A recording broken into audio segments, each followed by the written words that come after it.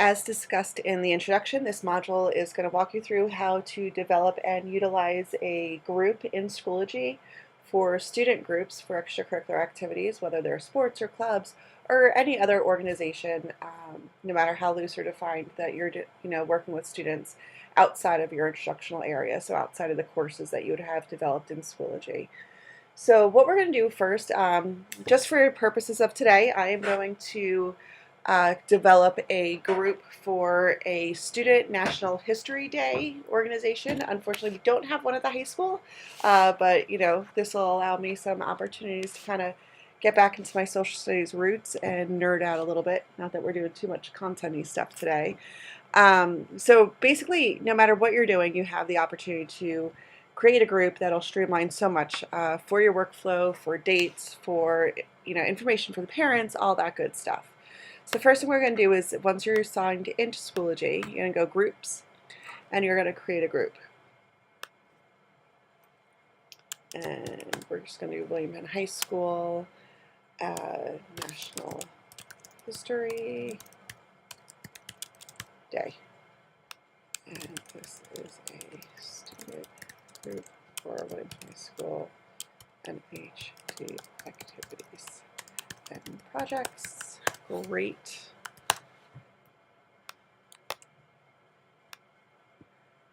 I'm going to keep my settings as privacy for the group and access is invite only.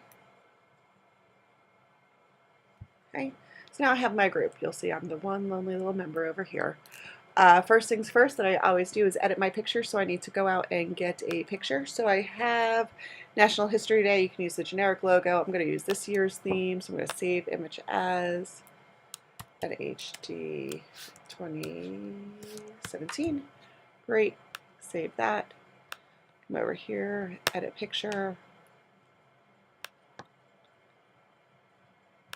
Go there, open that up. Don't really love the formatting of it, but I'm not going to waste everyone's time doing that here. If you get stuck with that, you can always reformat your picture and grab another image and what have you. So, welcome to NHD. I'm glad you are tackling this project this year. Spell check and post. Okay, so that's the first thing. It's just simply to create the group. Next thing we're going to do is add members. If you already have an established group, or at least an established core group of people, you have some returning captains, or you have your leadership team, or whomever, what I would recommend you do is just go ahead and add the members. And you're going to see we're going to add without invite. So I'm, for the sake of practice, just going to add 2 of our staff members in here. But here's where you would just type in the different students. So I'm going to add just one at a time to show you again. So you can just search for whomever it is that you're looking for.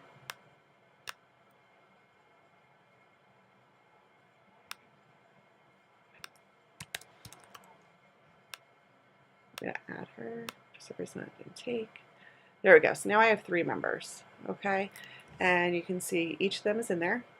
Okay, so that's your next task. You also still have the access code over here, and I would go ahead and require approval because you don't want anyone just joining. The one caveat to that is if you are having an open meeting and you want some of the information out there, one of the things you might want to do is create a Schoology group and publicize to students that they can join using the access code. And then once you either have tryouts or your meeting and you have everything firmed up, then you can remove people from your group. But for general, I would say you probably want to require approval. Okay, so now you've gone ahead and you've added your members. So now we're going to look at how we can use it, like what's the real meat here. So we're going to go back to the home page for our group. One of the things I love doing is using the calendar, because most of our students have mobile devices, most of our parents do, most of us do. And when you add an event in Schoology, you can then sync your calendars to your iPhone, your iCal, your Google Calendar. You can sync it to pretty much anything, your Microsoft Outlook, whatever you want.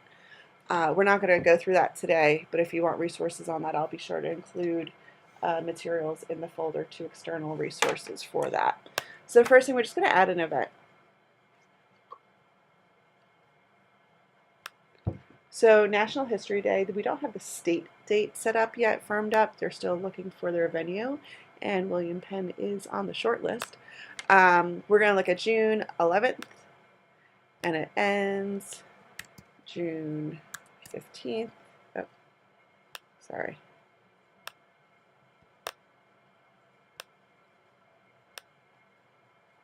Here we go, 5 p.m. Great. National History Day competition, and that's at the University of Maryland.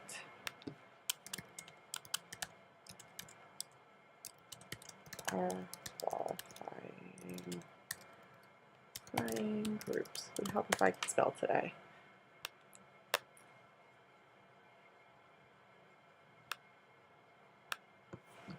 Click Save Changes, and now you have dates on there, okay?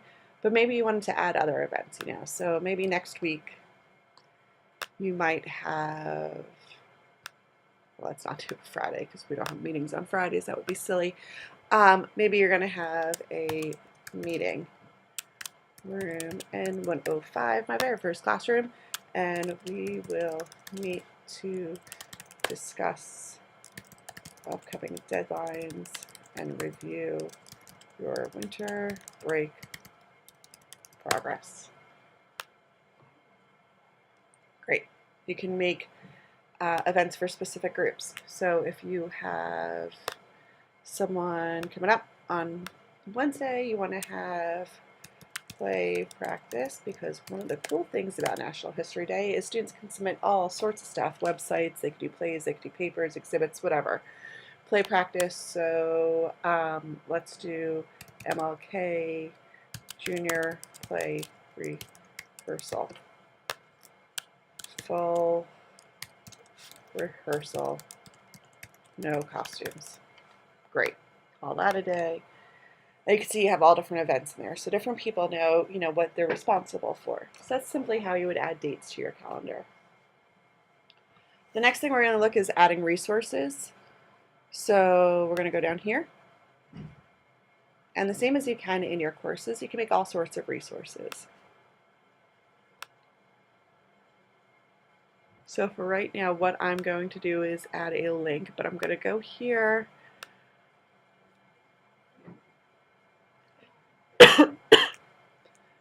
And I'm going to just add a resource that is the National History Day homepage.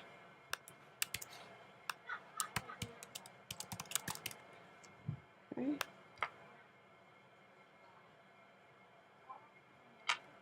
And again, the same as you've been developing within your courses, you have all the different things here. What's a little different is that some of these are templates. So you can't add an assignment and assign it to students as a graded thing. What you can do, though, is a discussion. We're going to do that in a minute. Okay, so that's how you would add a resource. You would do the same thing if you have a file that you want to upload, you know, a sample, whatever you have.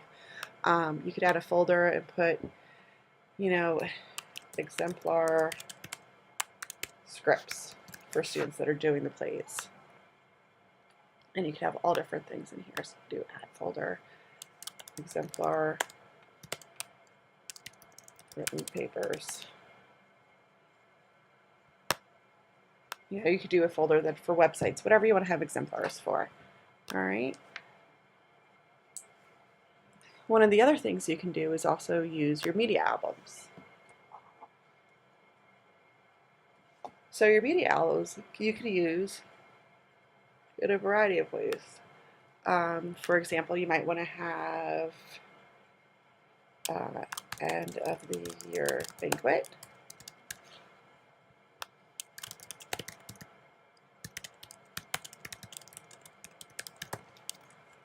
Okay, thanks for hard work and dedication. Right now I'm not going to add any. So your end of the year banquet. You could do dress rehearsals for all play submissions. And one of the things you can look at down here, you have comments enabled, and you also have instructors and students can add media. So right here is great because when you have the students being able to add media, they're able to do different things that maybe you are not there for. So they might be doing a play rehearsal on a Saturday at someone's house in their basement. You don't need to be there. They can record it on their phone, upload it to YouTube, drop it in there, or drop it in the media player. Okay, so you can click create. Again, I'm not going to add any media right now. And then finally, you also have discussions, the same as you would do any other discussion group. So for example here, I'm going to do add discussion.